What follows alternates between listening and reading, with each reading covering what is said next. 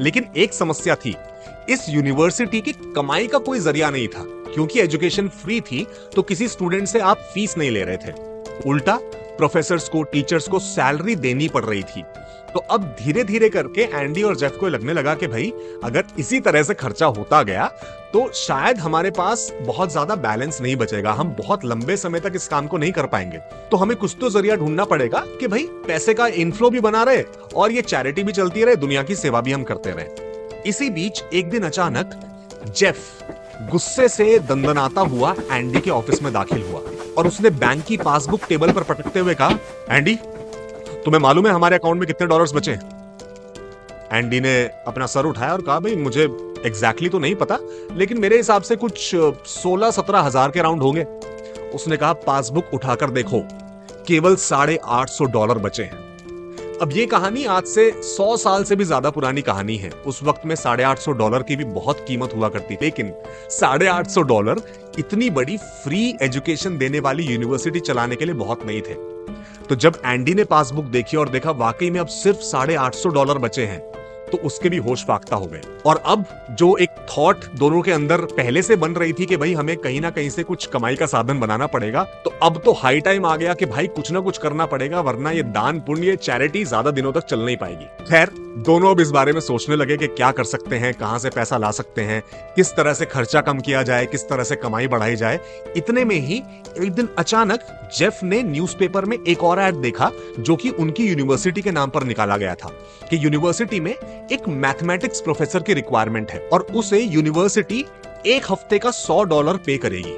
अब जैसे ही जेफ ने ऐड देखा, वो दौड़ते हुए एंडी के रूम में पहुंचा और गुस्से से उसने कहा कि एंडी, ये एडवर्टीजमेंट तुमने छपवाया है? तो एंडी ने कहा, हाँ मैंने छपवाया है। उसने कहा, तुम्हारा दिमाग खराब है, हमारे पास कुल मिलाकर $850 बैंक में बचे हैं और तुम ये $100 पर वीक का प्रोफेसर हायर करने की बात कर रहे हो। तो एंडी ने उसे कहा कि देखो मेरी बात सुनो, ये सब तुम मुझ पर छोड़ दो, मेरे दिमाग में कुछ प्लान है, मैं कुछ कर रहा हूं, तुम फिक्र मत करो।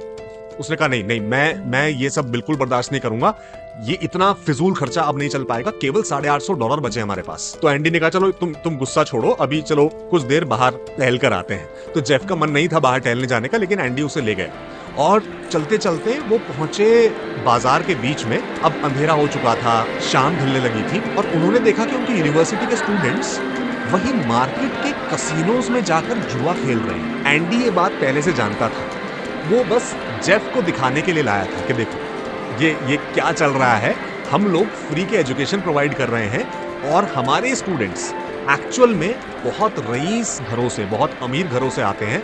किसी के पिता स्टॉक ब्रोकर हैं, किसी के पिता लैंडलॉर्ड हैं, किसी के पिता गवर्नमेंट ऑफिसर हैं और ऐसे ऐसे बच्चे यहां आकर फ्री एजुकेशन ले रहे हैं। तो उस दिन पहली बार जेफ को समझ में आया कि जो चैरिटी वो करना चाहते थे, वो तो गरीब बच्चों की मदद करना चाहते थे, वो तो उनकी मदद करना चाहते थे जिन्हें पढ़ाई वैसे मिल नहीं सकती, लेकिन यहाँ तो एक से एक रईस खानदान के बच्चे थे। तो ये देखने के बाद जेफ थोड़ा मायूस हो गया और एंडी उसे वापस ले आया। कुछ दिनों में पूरे फ्लोर्सविल में, पूरे शहर में क्रिसमस की तैयारियां होने लगी। क्रिसमस आने वाला था, न्यू ईयर आने वाला था और यूनिवर्सिटी भी उसी हिसाब से सजाई जाने लगी। अब वो सब सजावट देखकर, ये सब खर्चे देखकर जेफ का दिल और बैठा जा रहा था। लेकिन क्योंकि एंडी उसके मुकाबले पैसे के मामले में ज्यादा स्मार्ट था, तो उसने अब सब कुछ एंडी पर छोड़ दिया था। उसने ये मान लिया था कि ठीक है, अब एंडी के पास कुछ प्लान है तो वो कुछ करेगा, मैं अब ज्यादा टेंशन लेकर अपना बीपी नहीं बढ़ाने वाला, अब जो करेगा एंडी करेगा। तो धीरे धीरे क्रिसमस सेलिब्रेशन स्टार्ट हुई, न्यू ईयर सेलिब्रेशन स्टार्ट हुई।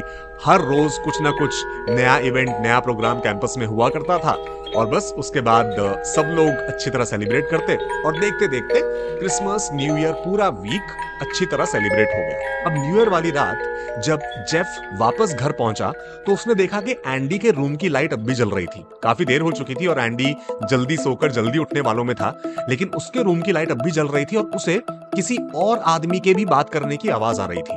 तो वो चलकर उसके रूम तक गया और जैसे ही उसने दरवाजा खोला तो देखा कि एंडी बेड पर एक नोटों से भरे हुए बैग के साथ बैठा है। और जैसे ही एंडी ने जेफ की तरफ देखा, उसने तुरंत उससे कहा कि ये लो, आ गया फंड फ्री एजुकेशन यूनिवर्सिटी चलाने का। जेफ देखकर हैरान था कि इतना सारा पैसा एंडी के पास आया कैसे, और ये जो दूसरा आदमी इस रूम में मौजूद है, ये कौन आदमी है। तो एंडी ने उसे आराम से बिठाया और उसे पूरा मामला समझाया। एंडी ने उसे बताया कि ये शख्स कोई और नहीं, ये वही मैथ्स प्रोफेसर है जिसकी हायरिंग के लिए मैंने एडवर्टीजमेंट पेपर में दिया था। और उसने बताया कि मैंने इन्हें एक्चुअल में यूनिवर्सिटी के लिए हायर नहीं किया था, इन्हें मैंने हायर किया था उन कसिनोज में जाकर एज अ डीलर काम करने के लिए, जहां पर हमारी यूनिवर्सिटी के स्टूडेंट्स जाकर जुआ खेलते हैं। तो जेफ ने कहा मतलब? उसने कहा मतलब सिंपल है, जिन कसिनोज में वो जाया करते थे वहां डीलर बनकर ये उन्हें जुआ खिलाते थे, और जुआ खिलाने वाले को सबसे ज्यादा फायदा होता है, हमें पता है।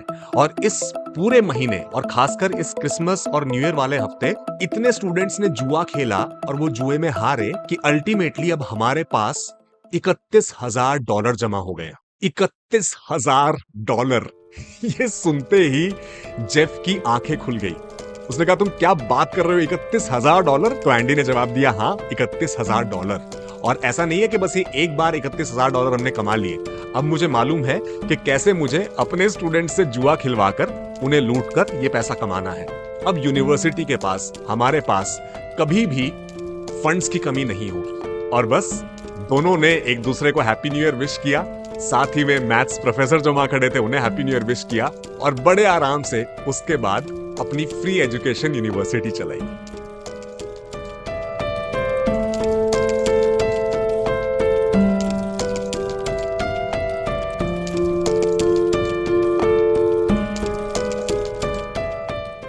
आशा करते हैं कि आज का स्टोरी सेगमेंट आपको अच्छा लगा। अगर हाँ, तो इस वीडियो को लाइक कीजिए, शेयर कीजिए। पूरी कहानी देखने के लिए नीचे डिस्क्रिप्शन में दिए गए लिंक को क्लिक कीजिए और हमारे चैनल को सब्सक्राइब करना ना भूलें। जल्द मिलेंगे एक नई कहानी के साथ। तक के लिए नमस्कार।